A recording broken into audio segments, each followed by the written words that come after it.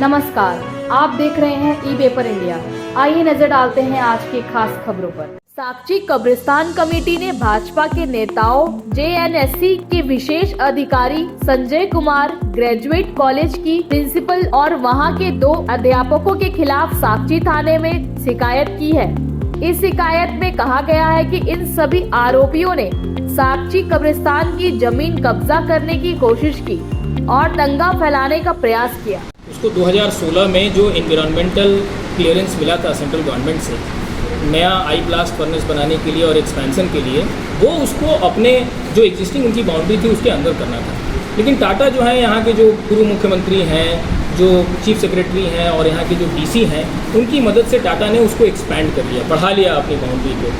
और इसी बाउंड्री को बढ़ाने के क्रम में उन्होंने DC की मदद से, चीफ मिनिस्टर की मदद से, दूसरे अधिकारियों की मदद से उन्होंने विमेंस कॉलेज को कब्रिस्तान के सामने शिफ्ट कर दिया। और ये मौका, ये जो मौका है, इसका फ़ायदा जो पूर्व मुख्यमंत्री हैं रघुवर दास और उनके जो फ्रिंज एलिमेंट है, उन्होंने उठाने की कोशिश की है। वो इमीडिएटली चले गए वहाँ पे। जैसे ही इन लोगों ने जो टूटे फूटे जो अंदर मकान थे या जो गिर गया था उसको बनाने की कोशिश की, वो चले गए स्पेशल ऑफिसर के पास और स्पेशल ऑफिसर से एक सो कॉज नोटिस दिलवाया कि आप बिना हमसे पूछे जो बना रहे हैं वो गैर कानूनी है। वो बिल्कुल गैर कानूनी नहीं है, वो तो JNSC खुद ही गैर कानूनी है। और जो कानून का हवाला वो दे रहे हैं वो कानून वहाँ लागू नहीं है, क्योंकि ये गाँव की ज़मीन है।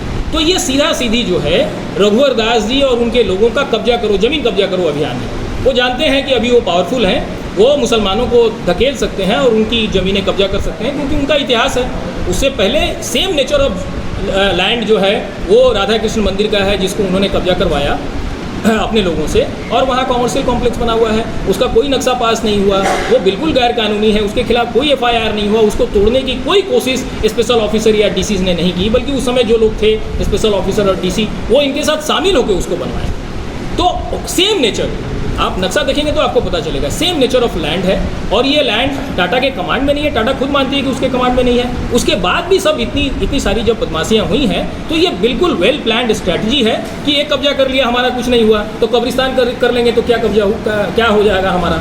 ये इनकी ऑडेसिटी है, इनकी इम्प्यूनिटी है कि हमारा कुछ नहीं होगा, मेरे खिलाफ तो FIR भी नहीं होता, हम कुछ भी कर सकते हैं। तो ये कब्जा करो अभियान है। इससे पहले भी भाजपा के कुछ लोगों ने खुशबू नगर कब्जा करने की कोशिश की है 90-91 में, जब रथ यात्रा निकला था और आप जानते हैं उस समय दंगे का माहौल उसकी सृष्टि की गई थी भाजपा के लोगों के द्वारा। उस समय भी इन लोगों ने कब्जा करने की कोशिश की थी। तो ये बिल्कुल विशुद्ध भाजपा और उसके कुछ खास लोगों का, उसके कुछ खास नेताओं का ज़मीन कब्जा करो अभियान है। ये हम होने नहीं देंगे, ये अब होने नहीं देंगे। इसमें जितने कारक हैं जिसकी वजह से ये तमाशा हुआ, हम सबके खिलाफ जाने वाले हैं। फौजदारी कानून भी करें, फौजदारी मुकदमा भी करेंगे और ऑनरेबल हाई कोर्ट का दरवाज़ा भी खटखटाएंगे कि अब इसको बंद करिए। ये 100 सालों से टाटा की जो दास्ता है, टाटा की जो गुलामी हम कर रहे हैं, एक तरह से east India company, Tata east India company आप कह सकते हैं, उसकी जो गुलामी चल रही है, इसको अब खत्म। ई पेपर इंडिया में आज के लिए बस इतना ही।